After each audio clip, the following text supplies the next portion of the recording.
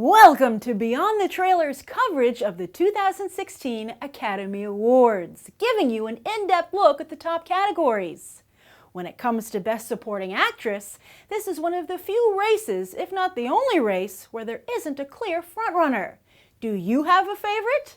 You can vote for her in Beyond the Trailers' annual Oscar poll. The link is in the video description. And right now, let's take a closer look at each nominee. Jennifer Jason Leigh, The Hateful Eight.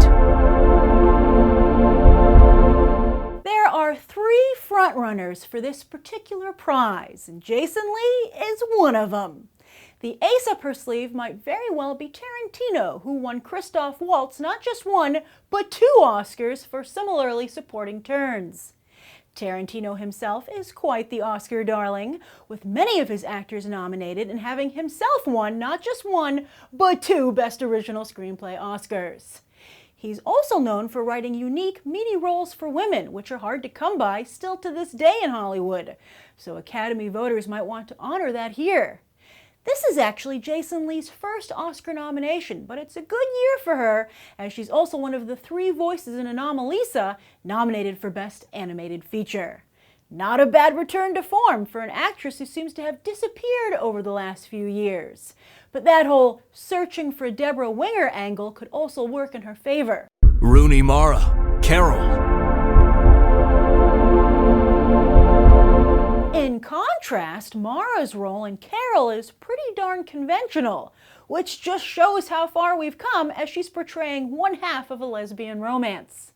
But Mara has already been the industry's hot new ingenue with The Girl with the Dragon Tattoo, which didn't quite take at the box office or on the award circuit, even though she did get all the big nominations. In fact, we're still waiting on the rest of that trilogy, right? That's a cloud hanging over Mara, a goth spiky shoe that has yet to drop. For that reason, it's highly unlikely she'll win here, but the nomination itself means she's at least still in the game. And having just been cast as Mary Magdalene, there are surely more nominations in her future. Oscar bait works! Or will it after the Academy's voting changes? Rachel McAdams, Spotlight. McAdams is also a non-entity in this race, with many scratching their heads as to how she even got nominated, considering many saw her as the weakest part of Spotlight's ensemble cast. But hey, the actress categories are always hard to fill, and this year McAdams benefited from that big time. Yes, while she didn't make the cut at the Golden Globes, or the SAG Awards, or the BAFTAs, the Academy has given McAdams her first Oscar nomination. Not bad for someone who is known for being Hollywood's go-to, down-to-earth, yet still hot, girlfriend/wife.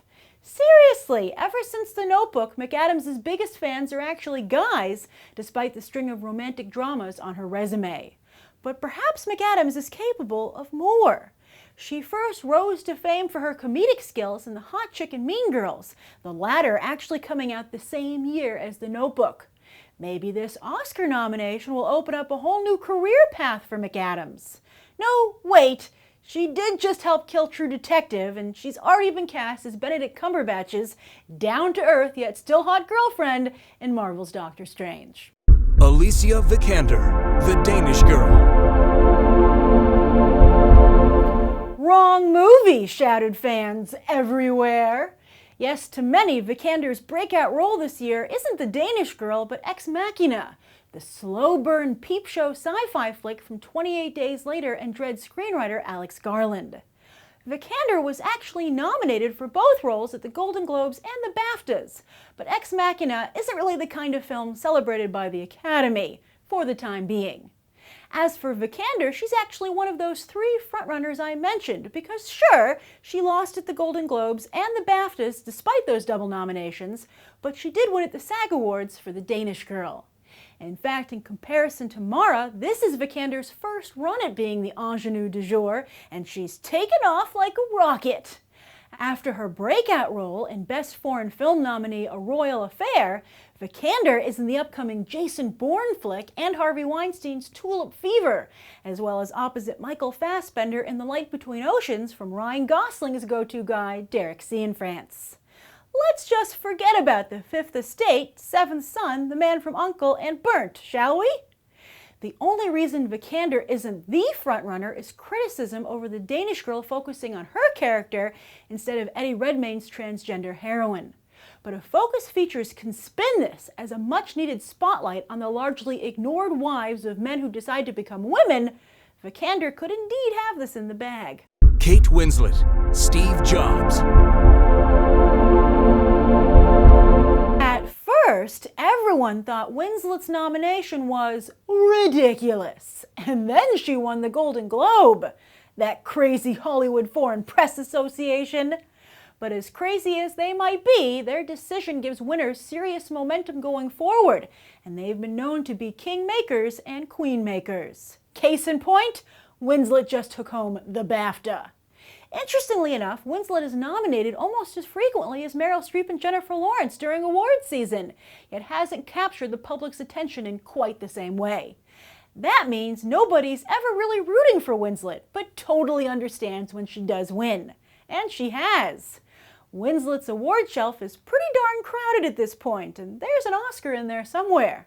Normally that would counter out here with such strong competition from Jason Leigh and Vikander, but don't underestimate the power of that Golden Globe win and the BAFTA, as well as the Academy's desire to give Steve Jobs at least one win. That flick has just 2 nominations, and with Fassbender highly unlikely to win, Winslet is the Academy's only chance to recognize Steve Jobs, and they really like Aaron Sorkin. And those are the 2016 nominees for Best Supporting Actress.